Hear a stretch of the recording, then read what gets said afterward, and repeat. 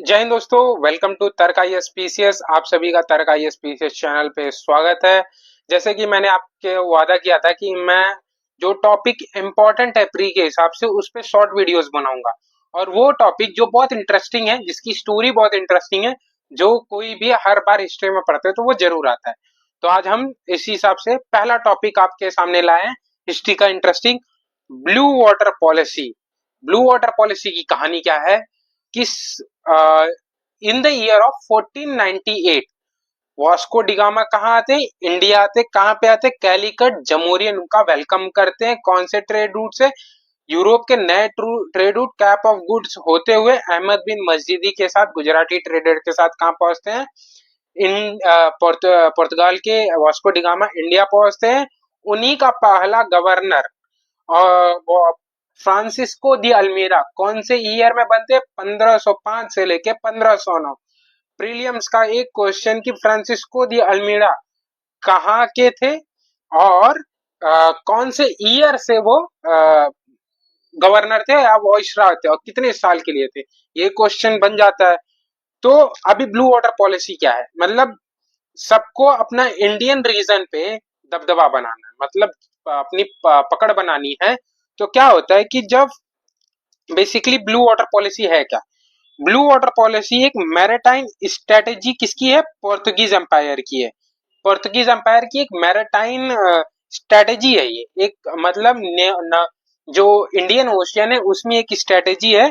क्या है? एक नॉर्मल नेवल डोमिनेंस है, कमर्शियल सुप्रीमेसी है। मतलब इस पॉलिसी के थ्रू एक कमर्शियल सुप्रीमेसी कहाँ पे? इंडियन ओशियन में कब? 15 से 16 सेंचुरी तक रहती है। इसको इंट्रोड्यूस कौन करता है? Francisco de almirah. ये कौन थे? फर्स्ट वॉइसरॉय एंड क्या फर्स्ट वॉइसरॉय रहते हैं किसके? पोर्तुगीज को। ये क्या करता है? इस पहला तो हो गया कि नेवल ये रहता है। दूसरा रहता है control over trade of choke point. कौन कौन से चोक पॉइंट पे?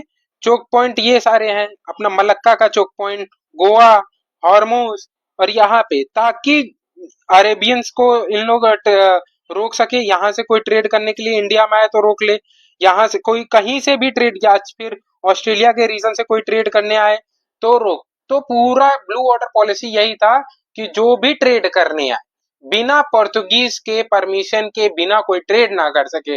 इन द सेंस कोई भी चीजें, क्या चीजें ले जानी है, इस पॉलिसी के थ्रू ही डिसाइड होगा कि जो इंडियन ओशियन रीजन है इनके परमिशन के बिना कोई यहाँ से कोई ट्रेड नहीं कर सकता। क्या लेके जाना है, किस, जैसे अभी असली नस्ल के घोड़े मुगल को कौन बेचना है या नहीं बेचना है, अटलरी इस रीजन से लेके जाना है, ये नहीं ले जाना। यही थी ब्लू वाटर पॉलिसी।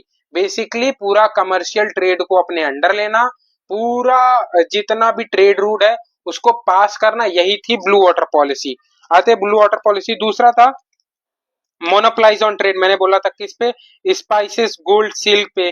फिर क्या करना? फोर्टिफिकेशन, किलाबंदी। किलाबंदी किसकी करनी? जितने भी इनके फैक्ट्रीज थे उसको किलाबंदी कर देना, उसके थ्रू परमिशन देना कि मतलब अपने आर्मी सेटल कर देना और वहां से किसी को ट्रेड ना कर देना।